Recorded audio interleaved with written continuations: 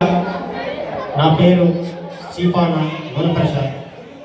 నేను రాష్ట్ర బాలల హక్కుల పరిరక్షణ వేదిక అడ్వైజర్గా పనిచేస్తున్నాను. తర్వాత మా మిస్సెస్ ఇక్కడ శ్రీశైలం వీధికి చెందిన చొక్కల గుణవతి.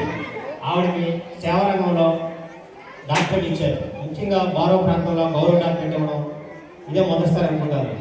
మేము ఒకసారి ఇలా ఈ ఊరు విజిట్ చేసినప్పుడు మాకు ఒక విషయం కోసం లోపల చెప్పారు. వెంటనే వాడపాలెం హాస్టల్లో పిల్లలకి భోజనాలు పెట్టకుండా ఇబ్బంది పెడుతున్నారు. ఆ విషయం ఎన్నిసార్లు వార్డెన్కి ఫోన్ చేసిన, అధికారులకు ఫోన్ చేసినా పట్టించుకోవడం లేదని చెప్పారు. మేము ముఖ్యంగా అక్కడికి వెళ్ళి పరిశీలించి చూసాం. మేము విశాఖపట్నం వాళ్ళం కదా, మాకెందుకు వాడపాలెంతో ఏం సంబంధం ఉందని మేము అనుకోలేదు. ఆ రోజు వెళ్ళి చూసిన వెంటనే వార్డెన్కి, తర్వాత ఇక్కడ సంబంధిత అధికారులకు ఫోన్ చేస్తే ఎవరు కూడా పట్టించుకోలేదు. అదే రోజు ఆ విషయాన్ని పత్రికల్లో వేసాం. 15 పేపర్లు శ్రీకాకుళంలో వచ్చాయి. వచ్చిన వెంటనే రెండో రోజే పరిగెత్తుకు వచ్చాడు DC welfare association commissioner, assistant commissioner. అప్పుడు అన్నారు, సార్ మీరు ఎంత ప్రతిష్ట ఎందుకు చేశారు, మాకు చెప్పి చేసేవాళ్ళం కాదని. ఇక్కడ ముఖ్యంగా డీసీలు అంటే, ముఖ్యంగా మత్స్యకారులు అంటే అధికారులు చాలా హ్యాపీగా చూస్తున్నారు మీరు. బట్ అది మీరు అంతమంది ముక్తఖండంతో ప్రశ్నించారు. మరొక సంఘటన జరిగింది. ఇక్కడ ఇంకొక అమ్మాయి 7th క్లాస్లో పాస్ అయ్యి 7th క్లాస్ జాయిన్ కోసం 560 మార్కులు వచ్చాయి. అమ్మాయికి ఇక్కడ మనం మోడల్ స్కూల్లో సీట్ ట్రై చేసాం. ఆ సీట్లో అతను ఇవ్వలేదు. మా వాళ్ళు పంపిస్తే హ్యాపీగా మాట్లాడాడు. అతను కూడా బాగా చెందినవాడే ఆ ప్రిన్సిపల్.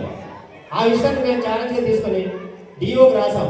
డిఓ గారు లెటర్ పెడితే ఆయన చెప్పాం 98, 99, 100 ఈ అంకెల్లో ఎన్ని మార్కులు వచ్చిన వాళ్ళకి మీరు ఇచ్చారని.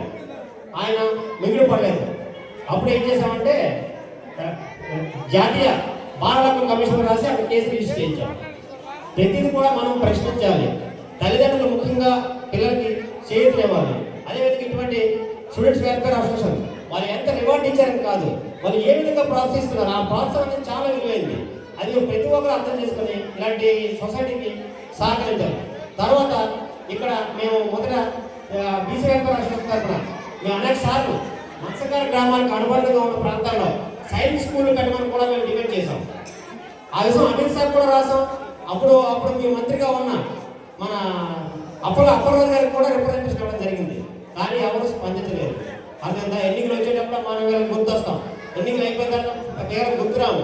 కాబట్టి ఇక్కడ మనం విద్యావంతులైన ప్రజలు ఏంటంటే ప్రతి ఒక్కదాన్ని ఇప్పుడుగో మన గౌరవ ఇద్దరు ఒక ఆయన చెప్పారు, మేజర్ గారు, మనకు వస్తున్నాయి ఫండ్స్, కానీ అది వినియోగించుకోవడం మనకు అర్థం కావట్లేదు, వాళ్ళకి వినియోగించడం లేదు. అలా బీసీలకు అగ్రస్థానాలు అంటున్నారు, బీసీలకు అనగదొక్కుతున్నారు. ఈ జనగణన అంటూ స్టార్ట్ అయిందంటే అప్పుడు బీసీలు అంటే ఏమిటో వాళ్ళకి తెలుస్తుంది.